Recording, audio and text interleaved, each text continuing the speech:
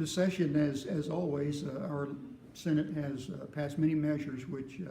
provide protections and rights for our veterans, and we know Oklahoma is a very veteran-friendly state, and we have reinforced that thought during this session. One thing that we have passed this year, and which will probably pay tremendous benefits for the taxpayers of the state of Oklahoma, is a Veterans Registry. As we know, many of our state agencies offer benefits for veterans.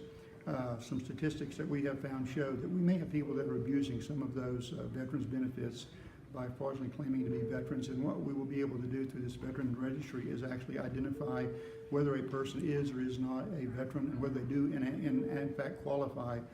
for these certain state privileges and benefits. One of those is a sales tax exemption, and we have found that the numbers in that area alone do cause some great concern, where we have 31,000 people that qualify for a disabled veteran tax exemption, but can only identify 13,000 veterans in the state that we think qualify. So our goal is to cut the fraud, waste, and abuse out of that program and make sure that those veterans who qualify are the only ones that are taking advantage of these benefits.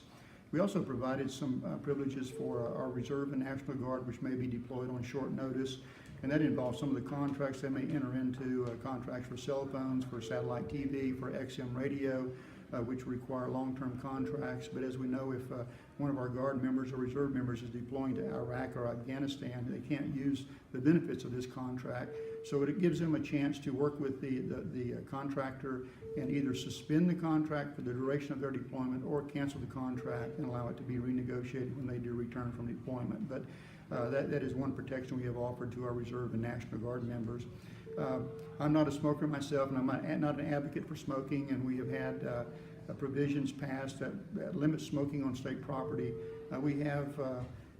over 1,000 veterans in our veteran centers that would be affected by this. We have negotiated with the governor, and we're allowing those veterans who do smoke at our veteran centers, and that's a very small number,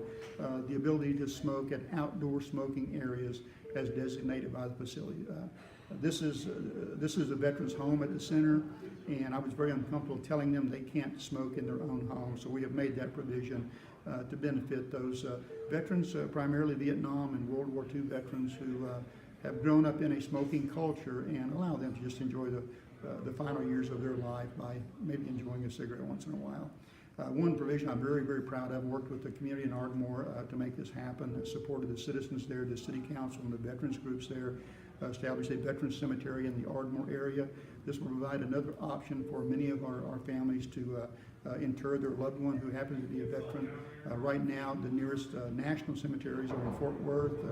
over at Fort